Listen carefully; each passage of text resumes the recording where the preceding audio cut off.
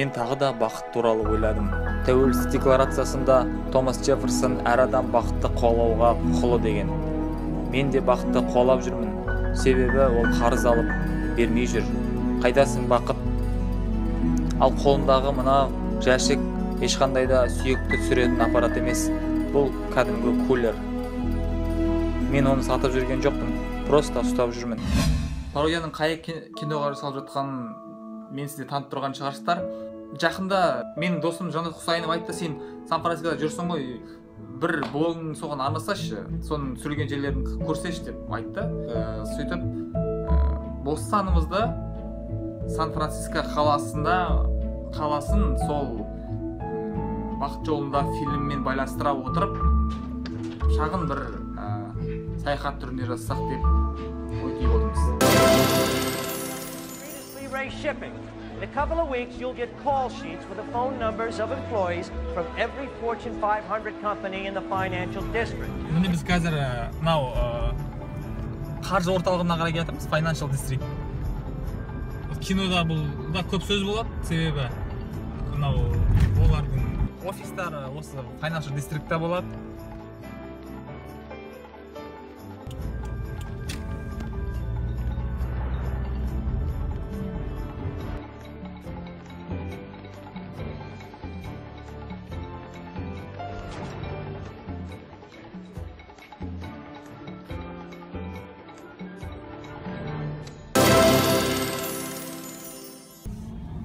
Ал міне осы жерден бастап Чайнатаун басталды. Ғибадатханалары сол жағымызда. Жалпы ақш-тағы ең үлкен Чайнатаун болып саналады. Бұнда жүрсеңіз Қытайда жүрген сияқты сезінесіз өзіңіз, себебі ағылшынша жазулардан гөрі қытайша жазулар көп. Солардың дүкендері, ресторандары іркес-тіркес. Өздерінің мектептері бар, өздерінің ауруханалары, өздерінің дәріханалары. Яғни ағылшын тіліне қатты сұраныс жоқ. Сондықтан бұнда бәленбай жыл бойы, 25-30 жыл бойы Америкада тұрса да ағылшынша білмейтін адамдарды кездестіруге болады. Excuse me, when is somebody going to clean this off? 我唔俾我講英文嘛，唔地同你講沒啊。And the why? The why? We talked about this. It's an I in happiness. It's no Y in happiness. It's an I. Бұл жерде бір мәселе қозғалып тұр, арзан жұмыс күші. Қытайлар күндіз немектенеді, арзанға жалданады, және өздерде ашқан дүниелері арзан болады. Қытайдың парикмахері арзан, мысалға. Қытайдың ресторандары өте арзан, Қытайдың дүкендері өте арзан. Көп бір сахналар осы Чайнатаунда түсірілген. Сол киноның өзінен біз қытайша жазуларды көреміз. Міне кәдімгі біздің барахолка сияқты көшеде жайып қойып сатып жатыр. Өте арзан. Көп нәрсені осы жерден алуға болады. Ал мынау міне нағыз Қытайдың ассоциациясы міне. Қытайдың безендірулері. Шында да осы жерге суретке түсіп, Қытайдамын деп салсаңыз, ешкімде сіздің Қытайда екеніңізге күмәнданбайды. Жалпы Чайнатаун тақырыбы да бір болашақта қозғайтын тақырып. Бұны мен толығырақ тоқталып, осы мекеннің қызығы мен шыжығы туралы тағы бір арнайы блог арнауға болады.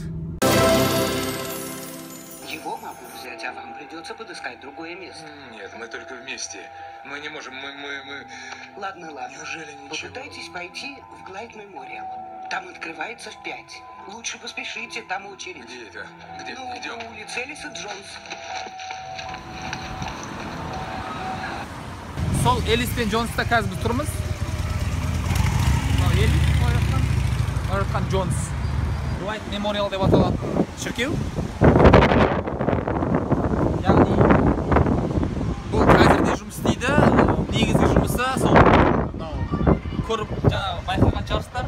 Осы Сан-Францисконың орталығы Тендерлойн деп аталатын районда, ауданда көптеген үйсіз адамдар жүреді. Homeless. Біз айтқанда homeless'дар жүреді. Соларға түнге қонуға орын тауып береді.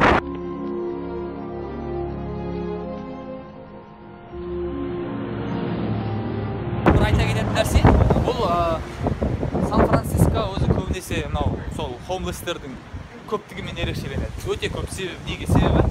Міне саяси фактор бар. Ол жаңағы ауа райының қолайлылығы, бұл жерде қар жаумайды, қыс болмайды, және ыстық болмайды.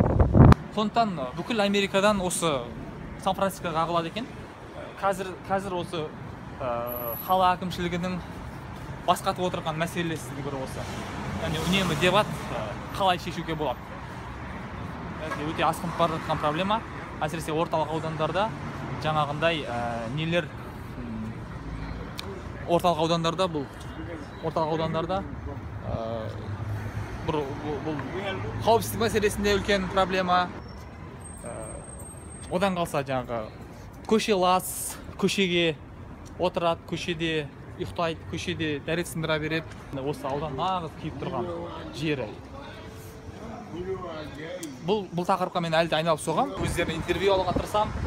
Неге бұндай күйге түсті, неге Сан-Францискода бұндай көп, ақш үкіметі бұған қалай қарайды, ол жөнінде алдағы уақытта тағы толық бере отырамыз. Түсіріп.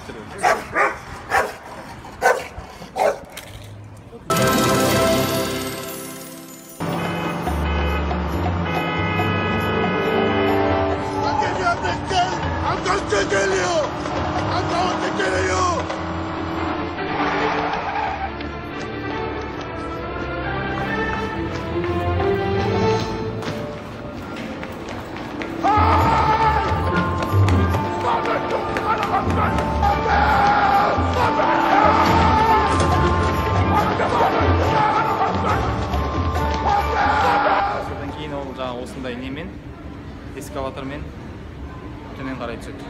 Біз қазір Барттың станциясында тұрмыз. Барт деген ол қысқарған сөз. Bay Area Rapid Transit деген сөз. Бұл 71 жылдан бері қарай жұмыс істейді екен.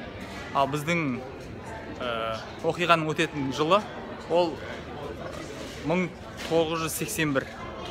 Сол жылдар деп көрсетеді кинода. Бірақ түсірілім 2006 жыл болған. Бір байқайтынымыз көп нәрсенің қатты өзгермеген.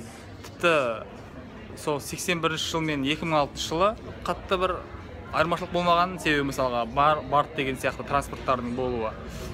2006 жыл мен қазіргі 2016 жылдың арасында да аса қатты бір айырмашылықты сезбейміз.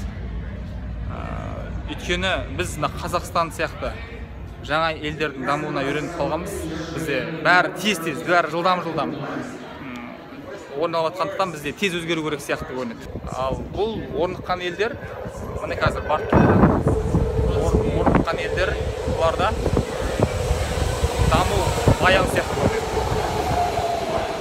Міне естеріңізде болса, осы Бартта бірнеше рет көреміз біз бұл Бартта. Бұл жерде жаңағы қолындағы сканері түсіп қалады бір рет таксиден қашады. Сол Бартымыз осы.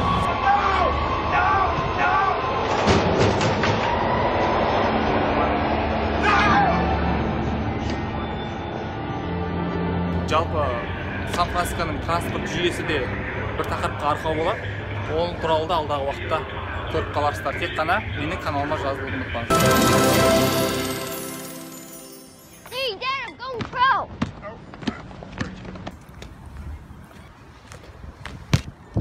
Мен баскетболшы болам, әке. Сен бар ғой, шамамен мен сияқты ойнайтын болатын шығарсың.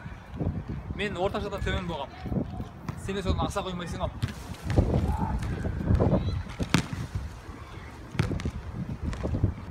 Сен көп жетістікке жетесің.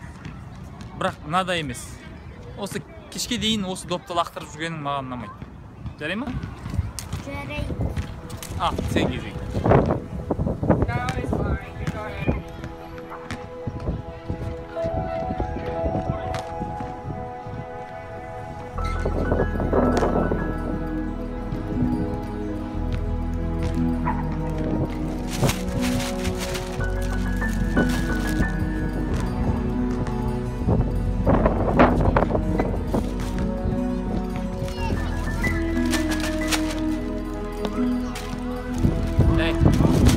Ешқашан біреуге сен мынаны жасай алмайсың деп айтқызба бар.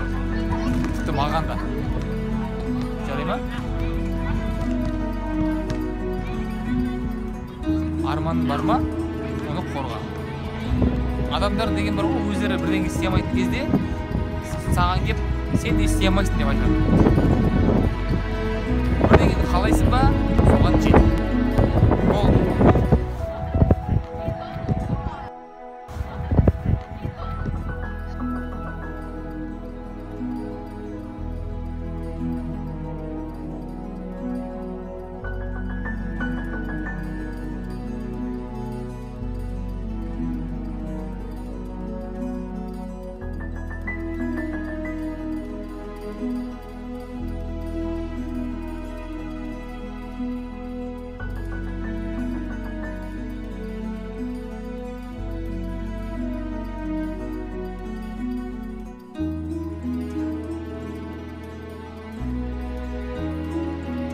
Қысқаша осылай болды. Кімде-кім соңына дейін шыдап көрген болса, алғысым шексіз.